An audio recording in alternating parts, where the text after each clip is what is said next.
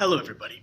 Have you ever been standing outside with a group of your friends and you hear a jet engine noise that starts out as a soft tone in the background, then it grows into a mild annoyance, and then from there it increases into a deafening roar that drowns out every audible sound around you? Because I know I have. While it may be frustrating, especially when you have to tell your friends to repeat the last couple of things that they said, what you're hearing is actually the sound of a jet passing by. As an air traffic controller, I have to be well versed on random facts about certain jets. So today, I want to talk about two jets, the KC-135 and the F-15. I'm going to explain what the primary purposes of both are, along with giving you guys some background information on each, and then we're going to teach you guys how to identify both of them. That way the next time you hear the harmonious sound blasting through the sky, you'll be able to point up all enthusiastically and be like, oh, I know what that is, and then you'll be able to start dropping knowledge and impress all your friends or colleagues that are around you. So with that being said, let's get started. So for the first one, it's the KC-135. It's this jet right here. You guys, at Mount Olive, have probably seen it a couple different times because it flies around that area quite often. So this is a military aerial refueling aircraft. And what that is it refuels other aircraft that are in the sky. The KC-135 was initially used for refueling multiple types of bombers. However, over the course of time, their mission switched to refuel bombers and different kind of fighters. This took place during the Vietnam War, and as time went on with different conflicts that occurred in the Middle East, that's where they started to see the transition to also fighter jets. This aircraft refuels other aircraft that can't fly long distances, and I got a picture of that right here. You can see this KC-135 refueling a B-52 down here. This aircraft can't fly long distances, so what it does is it teams up with the 135 that you see up here, and they actually use this boom that you see right here that's connecting the two. And how that works is that boom itself actually suctions to a little nozzle that they have on the tip of the other aircraft. When the boom actually meets the nozzle, it suction cups together and it creates a secure connection. At this point, with the vacuum on it, they'll be able to start pumping gas through it, and it'll allow the other aircraft to refuel that way, and that's how they do it.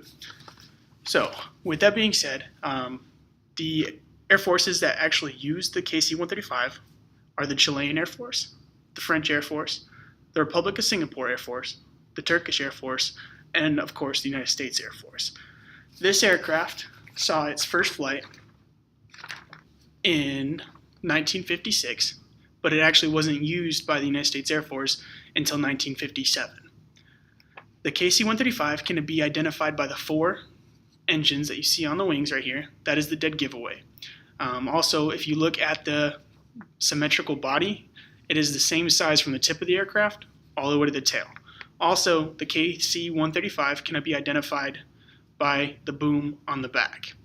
And this is how you identify a KC-135. So the next aircraft I want to talk to you about is the F-15E. This one right here. I'm sure you guys at Seymour have probably seen this too. These are the two primary aircraft that fly in the area, and that's why I chose it. So the F-15 is an all-American made, all-weather, multi-strike role fighter aircraft that was created for long-range, high-speed strategic defense. Over the course of time, it has been seen more as like a multi-strike aircraft, and what that means is it uses bombs to destroy many ground forces as well as many air-to-air combats as well. The F-15 is used by the Israeli Air Force, the Royal Saudi Air Force, the Republic of Korea Air Force, the Singapore Air Force, and the United States Air Force, along with now the Qatari Air Force.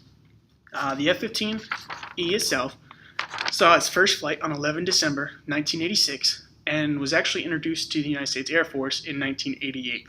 The F-15E, or the Strike Eagle, can be identified by its two large jet engines that you see back here, along with the stabilizers that are straight up.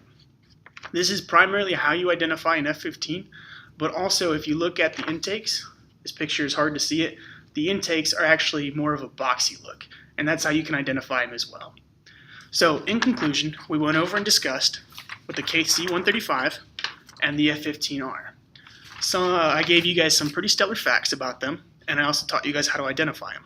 Hopefully after listening to my informative speech, you'll feel more in tune with these two aircrafts, and you'll be able to impress your friends or colleagues next time you hear the sweet sound of freedom drown out your conversation. I wish you all happy aircraft spotting over the course of your life, and thank you all for watching my video. I look forward to seeing yours.